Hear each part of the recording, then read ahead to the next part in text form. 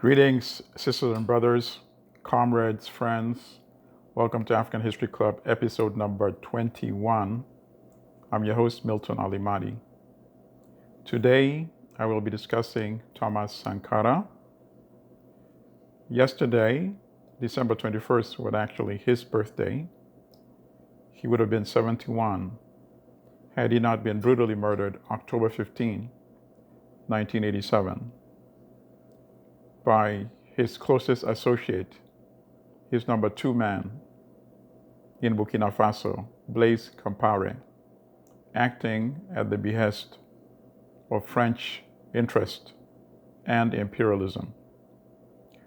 So I don't want to repeat verbatim what I've discussed previously on the Michael Brooks show with our late comrade and friend, beloved Michael Brooks, because that podcast is available for all. So today, I want to perhaps touch on some other points that I did not get to discuss with comrade Michael Brooks.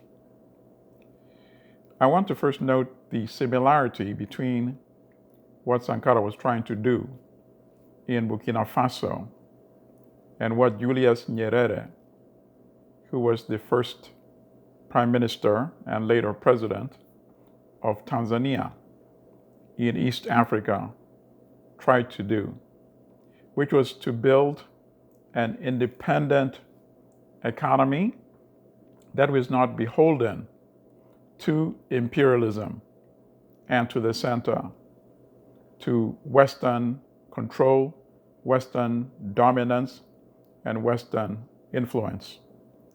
To build an economy that was geared toward meeting the interest of his own people in Tanzania, and then later in Sankara's place in Burkina Faso. When Tanzania became independent in 1960, which was also the same year that what was then Upper Volta became independent. Upper Volta, of course, is the country which much later Thomas Sankara renamed Burkina Faso, the land of the upright people. So in 1960, Sankara was 11 years old. That is when Nyerere started his journey toward building Ujamaa, African socialism, in Tanzania. And Nyerere was the leader of Tanzania from 1960, when it was still Tanganyika, of course, until 1985, when he relinquished the presidency.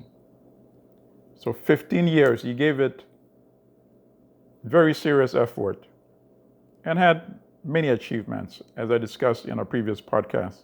So I won't go through them today, because today we're going to be focusing on Thomas Sankara. Ultimately,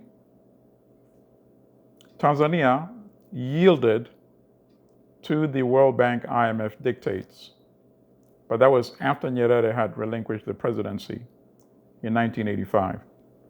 Nyerere had resisted the IMF World Bank trap, basically hijacking Africa's economy, and refused to sign a deal on numerous occasions when his finance minister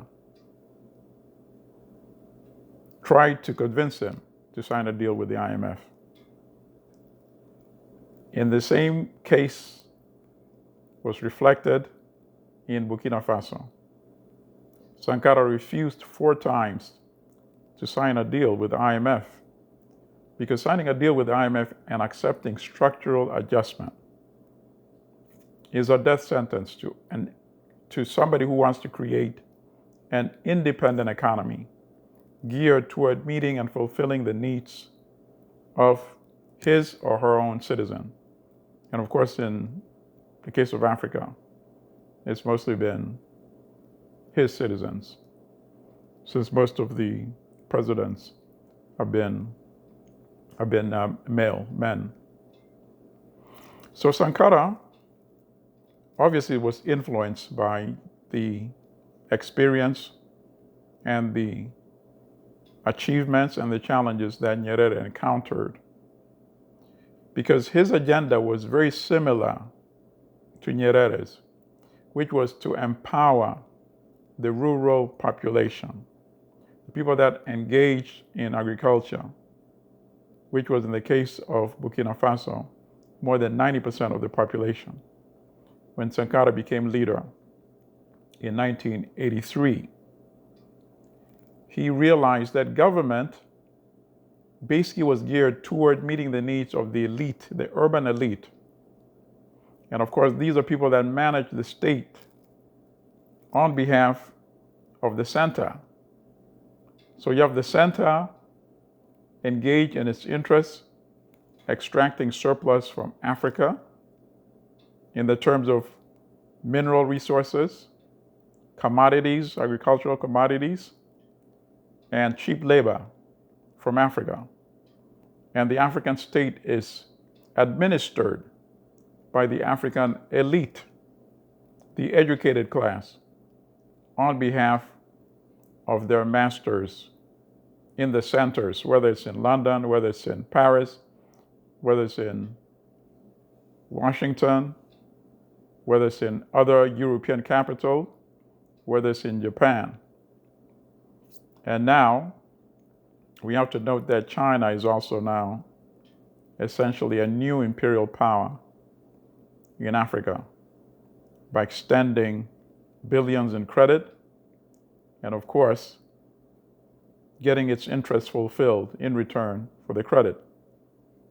The only key difference, of course, is that China has never been an aggressive, rapacious, military dominant power in Africa.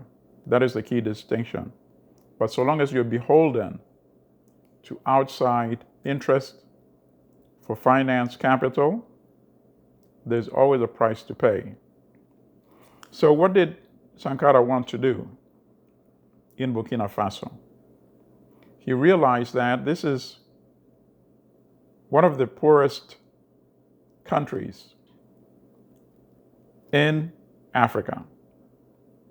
When he became president in 1983, the per capita income was around $200. The literacy rate was about 18%. And the eligible school-age children, only about 13% attended school. And out of that, only 3% went on for secondary education. And Sankara himself realized the power of education, because that is how he had become who he was.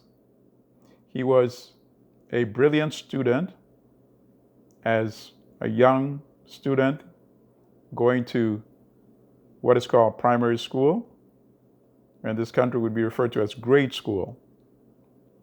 And then when he got to the age where he should have gone to secondary school, the Europeans who then managed the education system, because it was still a French colony when he was going to for his primary education, wanted him to go into the seminary.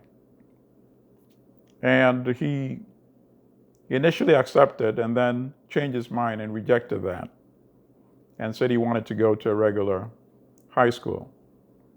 So he does that, he pursues that path.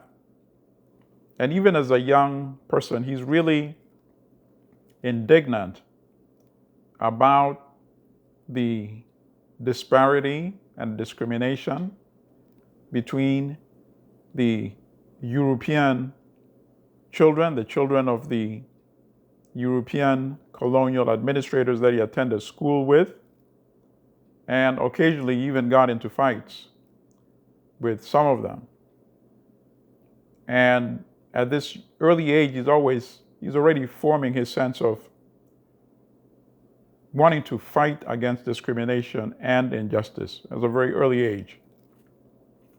So he then goes on to the military academy as a cadet in the 1960s during his teenage. And in the cadet establishment, there was also a professor who taught history and geography. And that professor realized how intelligent and talented Sankara was. So the professor invited him into this exclusive circle. So in addition to teaching history and geography in the military academies, the professor also had a select meeting of people whom he exclusively identified. And these meetings would be held and discussions in his private residence. And they would discuss socialism, Marxism, and other alternative views that were not readily taught. They were in fact suppressed and discouraged in the French education system.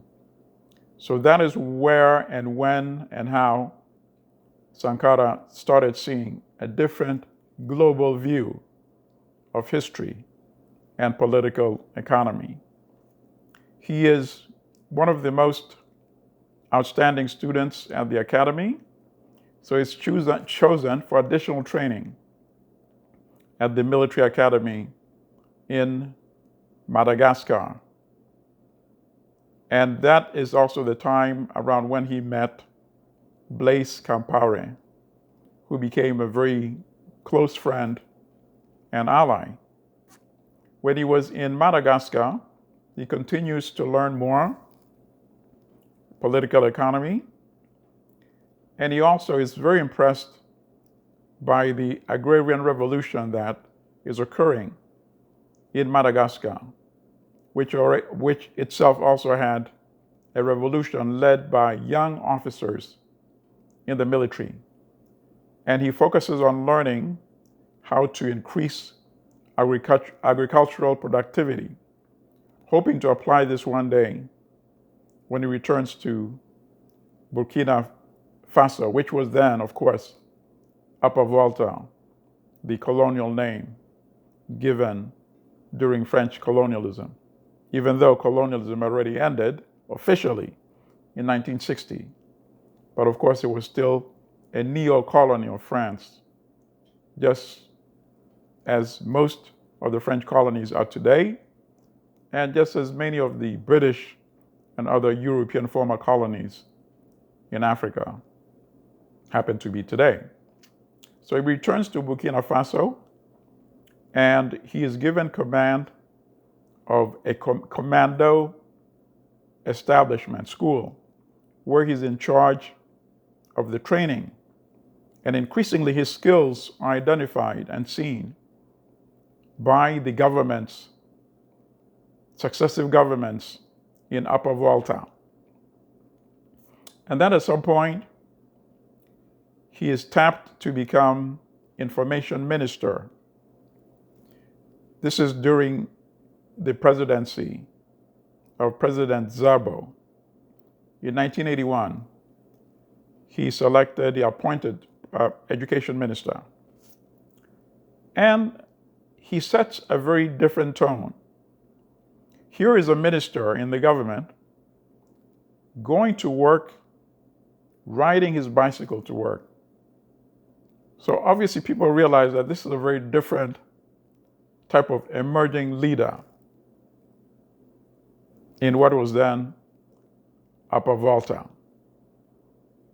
So now he's 32 years old by that time.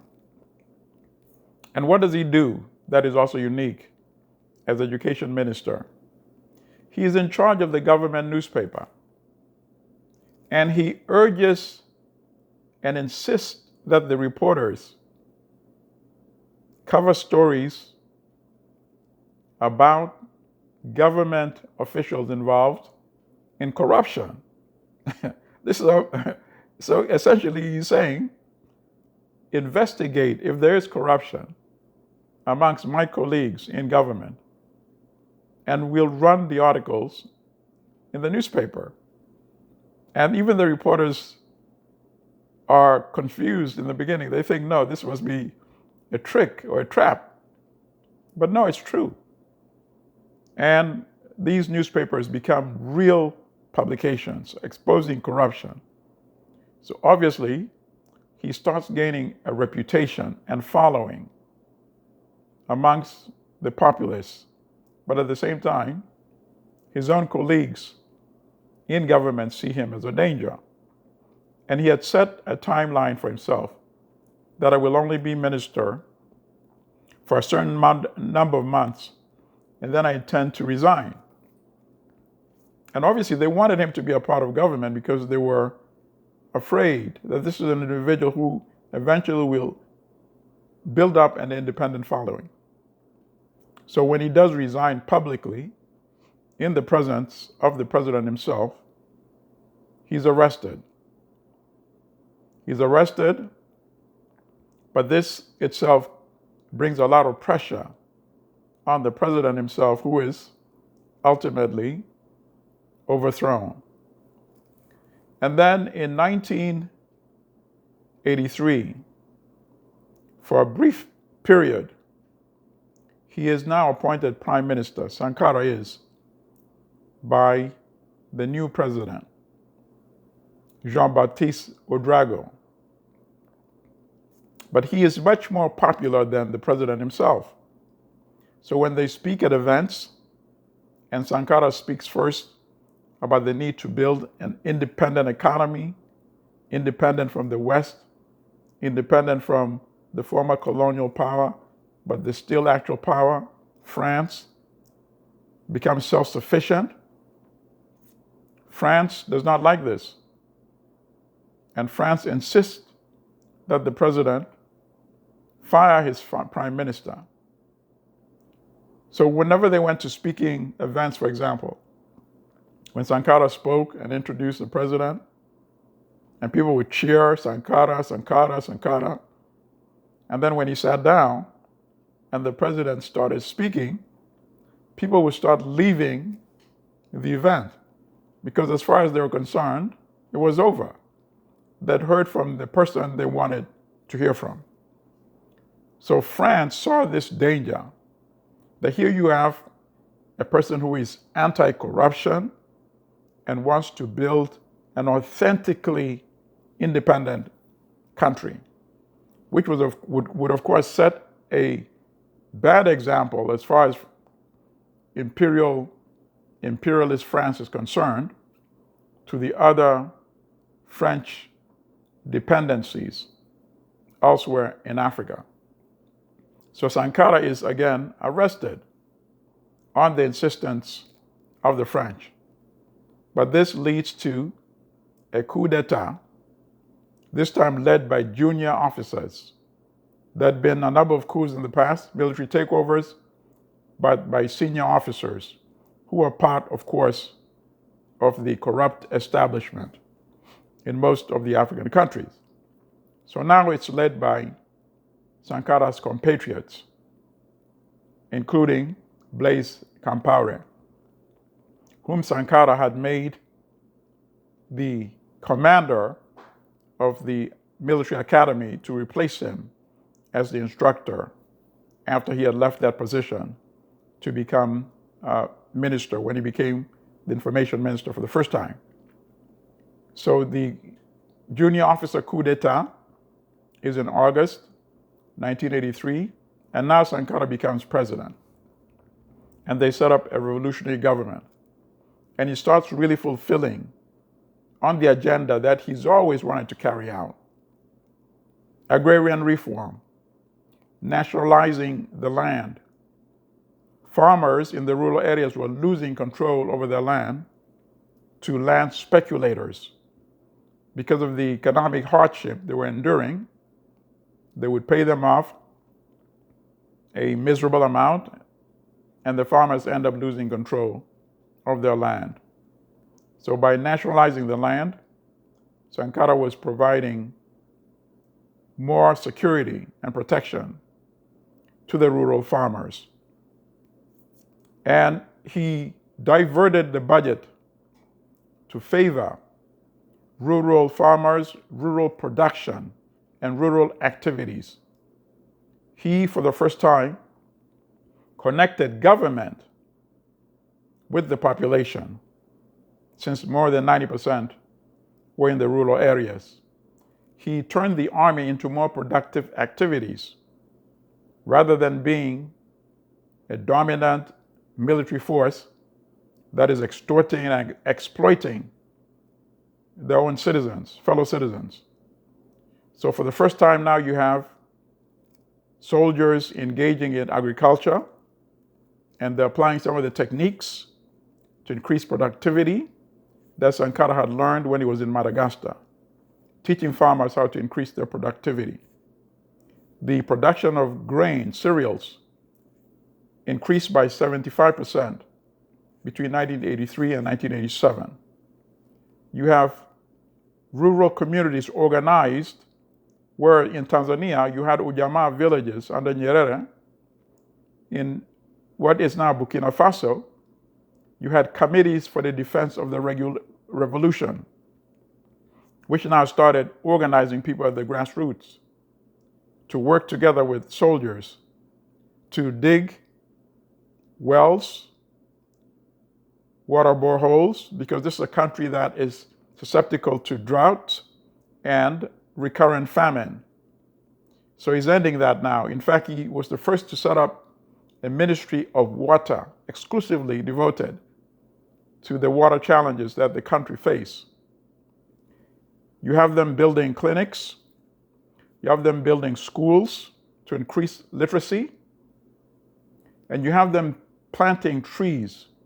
He came up with the concept of one village, one grove, and a plan to plant 10 million trees to stop desertification in Burkina Faso and to increase the vegetation and the water content of the country.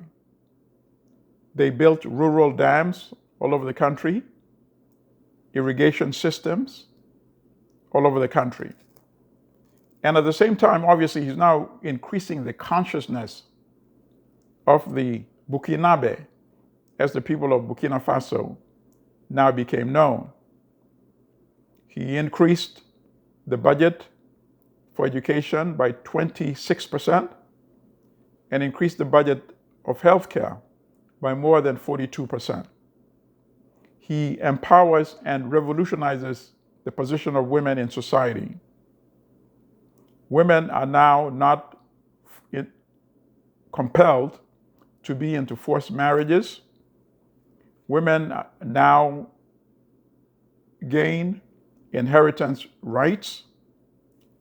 Women are no longer to be forced into what is called genital mutilation or female circumcision. Women are now allowed to seek employment, just like men have always been seeking employment. Women are now recruited into the armed forces, and women are given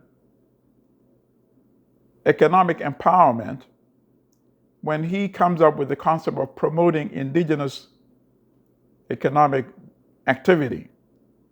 So he comes up with this policy of wearing locally produced clothes, manufactured using domestically grown cotton. Essentially, cotton had always been exported to the industrial countries. But now he's saying, let's use part of it to create a clothing industry within our own country. And this creates new avenues of employment for women weaving, tailoring, and generates revenue of more than $1 million per year, which is a significant amount of money in a relatively impoverished country like Burkina Faso. So these are many of the domestic policies revolutionary policies that Sankara establishes in Burkina Faso. And of course, empire does not like this. That here you have a neo-colonial African country not only preaching, but implementing economic self-sufficiency and empowering his people to break off from the dependency of importing every and all merchandise as if they themselves could not produce for themselves. In fact, he came up with the concept of let's consume what we produce and let's produce what we consume. Now, when it came to foreign policy, ultimately, that is where Sankara touched the third rail. He was very critical of the Western countries that continue to support and deal with the apartheid regime, the racist regime in South Africa, like business as usual. One of the first things he did when he became president was to send a telegram to President Mitterrand in France, condemning him for inviting Pik Botha, the foreign minister of South Africa, to France, saying this is essentially condoning racism and the apartheid regime. Ultimately, they engaged with him. And Sankara went to France, and Mitterrand ultimately went to Burkina Faso, where once again, Sankara told him off in plain words, speaking truth to power, that this is wrong. And people can see that dramatic scene in the documentary film, Thomas Sankara, The Upright Man, by Robin Sheffield, which is one of the references that I always offer at the end. In 1984, Sankara comes to the United States. Before he came to address the UN General Assembly, the United States embassy officials had asked to see a draft of his speech, and they found it to be too harsh and critical of the West, and he was asked to make some changes, and he refused. And reportedly, the enticement was that if he had been accommodating, he would have secured a visit to the White House. At that time, Ronald Reagan was the president. So he rejects it. He said, no, I speak truth to power. So when he comes to the United States, here's another example. He is a frugal person who practices what he preaches. So when he became president in Burkina Faso, 2/3 of the government luxury fleet of vehicles sold off, salaries and perks that government public officials enjoyed were reduced, including his own. And when he comes to attend the UN General Assembly with his delegation, they're not staying in fancy hotels like some African dictators do, staying in multi-$1,000 per night hotels when they come to New York for the General Assembly. Mattresses were placed on the floors of the United Nations mission of Burkina Faso, and that's where his colleagues slept. And he said, if you could do it when you were students, I don't see why you can't do it, even if you're ministers and other senior officials now. So he truly practiced what he preached. And when he was denied the invitation to the White House, he said that was not his dream anyway. And because he refused to change his speech, he was also denied permission to travel beyond New York City. He had been invited to Atlanta by who was at that time the mayor, Andrew Young, the former ambassador to the UN under President Jimmy Carter many years earlier, a few years earlier. So he doesn't get permission to travel beyond New York, so he can't even go to Atlanta. But he's able to go to Harlem, and he meets the African American community in Harlem at the Harriet Tubman School, public school. It's a renowned venue in Harlem. and it's packed with about 500 people. And he says, our struggle is the same struggle. And to me, the White House, my White House, is Black Harlem. That's what he says. That is a documentary waiting to be made, that visit to Harlem alone. And that's a mission that at some point I will undertake. So that was his visit to the United States. And he returns to Burkina Faso. And he continues with his agenda of empowering the rural community, empowering farmers, empowering women, empowering students, increasing literacy, carrying out the Green Revolution, way ahead of his time. Most African countries did not take the issue seriously until after 1992, after the Green Summit, Earth Summit in Brazil. But Sankara, in 1984, was already in the forefront. Ultimately, Sankara's death warrant, sadly, was when he attends the Organization of African Unity meeting in Addis Ababa, Ethiopia, July 1987. Today, that organization has now been replaced by the African Union. At the time, it was called the OAU, Organization of African Unity. And at that meeting, he tells his colleagues, other African presidents, that we must renounce the foreign debt. We must remove that burden so we can use our resources to build our countries. If I do it alone, I will not be alive to attend next year's OAU meeting. But they cannot assassinate 54 African presidents. Let's do it collectively. And they don't support him. And October 15, Blaise Compaoré gets the green light to murder Thomas Sankara. And Africa lost a true beacon, a true revolutionary, a true Pan-African, dedicated to the service of his people, just like Julius Nyerere in Tanzania had been a trailblazer.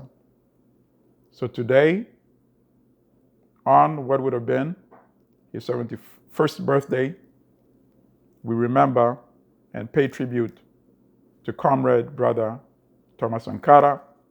May your memory and legacy inspire the younger generation in Africa to continue the struggle until Africa is truly